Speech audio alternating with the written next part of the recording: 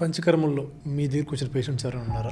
ఒక పేషెంట్కి ఏం చేశాం మొన్న అంటే ఒక అబ్బాయి తీసుకొచ్చారు, ఇంటర్మీడియట్ ఫస్ట్ ఇయర్. ఆయనకు గత 2 సంవత్సరాల నుంచి ముక్కులోంచి నీళ్లు గారడము, తుమ్ములు, సైనసైటిస్, అలర్జీ, చాలా బాధపడుతున్నాడు. ఈ అలోపతి ఇవి ట్రీట్మెంట్ జరిగాయి కానీ రిలీఫ్ లేదు. ఆయనకి ఏం పెట్టుకున్నామంటే ఇందాక చెప్పినట్టుగా వమన కర్మను ప్లాన్ చేశాం. ముందేమో ఆకలి కొంచెం కలిగించి తిన్న ఆహారాన్ని అరిగించేటట్టుగా మందులు ఇస్తాం 3 రోజులు. తర్వాత మళ్ళీ ఒక 7 రోజులు టైం ఉంటుంది. ఆ 7 రోజులలో నెయ్యి తాగిస్తాం. 30 ml నుంచి మొదలుపెట్టి మెల్లిమెల్లిగా ఇంక్రీజ్ చేసుకుంటూ పోతుంటాం అనమాట. పోతుంటే ఒక 300, 250, 200 అట్లా తాగుతారు మనుషులు. ఒకేసారి తాగేస్తారు అనమాట. ఈ 5, 6 రోజులు 7 రోజులు కూడా ఇంట్లోనే ఉండాలి. హౌస్ అరెస్ట్ పేషెంట్కి నియమాలు ఉంటాయి, పాటించాలి. దాని తర్వాత ఏమవుతుంది, ఆ నెయ్యి లోపలికి వెళ్ళి అంటే ఆ దోషాన్ని, ఆ సైనసెస్లో లోపల చిక్కుకుపోయిన ఈ మలాలన్నింటి కరిగించుకుంటుంది. తనలో కరిగించుకొని ఒక సమ్మేళనంగా ఏర్పడుతుంది. ఇదంతా కూడా మెల్లిమెల్లిగా ఏమవుతుందంటే బ్లడ్లోకి వచ్చేస్తుంది. మళ్ళీ అక్కడి నుంచి 8వ రోజున మేమేం చేస్తామనంటే బాడీ మసాజ్ చేస్తాం, స్టీమింగ్ చేస్తాం. చేయడం ద్వారా ఒక పుష్ ఇచ్చేసి బ్లడ్లోంచి మళ్ళీ పేగులోకి తీసుకొస్తాం. 10వ రోజున పొద్దున్న 7 గంటలకు ఉదయము వమనానికి ఔషధం ఉంటుంది.